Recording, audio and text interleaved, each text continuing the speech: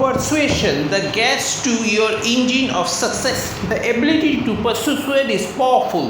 Master persuaders make the world turn. Remember the following guidelines as you step up to your new place in the world. Persuasion makes things happen. Persuaders are the motivating force in our communities. Persuaders are the gas to the engine of our economy. Use these persuasion and influence tools to evoke good. Treat yourself like a do-it-yourself project. Continue to learn, apply and use these principles. Become the person you want to be. Make the laws and principles you have learned in this book as a part of you so you don't have to think about them. Join the top 1% of persuaders. Make the world a better place. Influence others with integrity. Develop a rock solid character. Learn to build trust and execute long life influence. Persuade others with honor.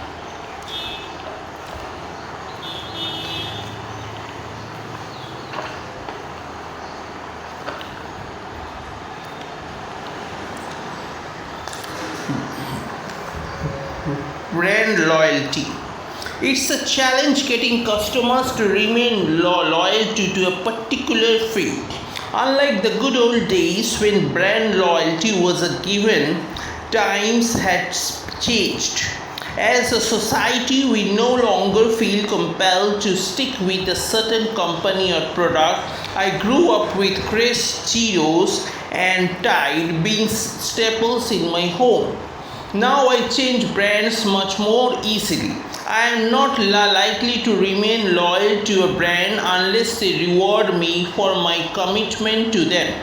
For example, with frequent flyer miles, with the little cards you can buy for your kids at Chevron, or with the called 76 ball to swing from your car antenna.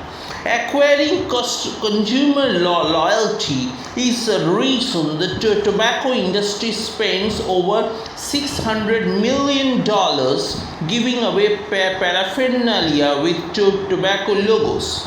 We constantly see companies putting their logos on coffee mugs, t-shirts, pens and mouse pads, to name just a few promotional items. Even though you might not have paid for these items, owning them creates loyalty to the product advertised on them.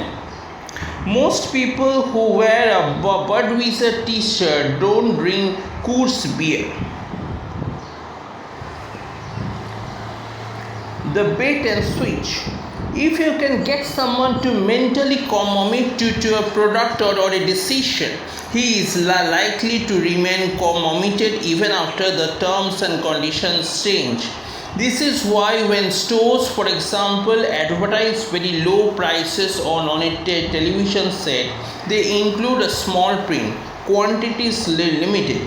But by the time you get to the store, all the bargain televisions are sold, but you are mentally committed to buying a new TV. Luckily for you, there are more expensive models available.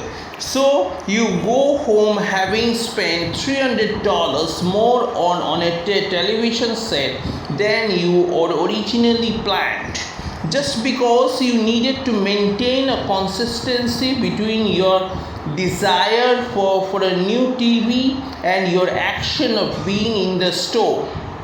This tactic is often used when goods and products go on sale. For example, a customer may be lured to a store by an incredible deal on a pair of nice dress shoes. Upon inquiring, the disappointed customer learns from the salesperson that her size is not in the stock.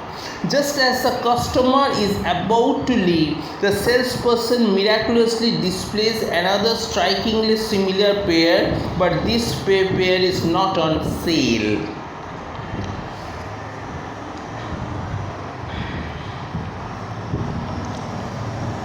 The art of persuading and influencing others always requires an audience.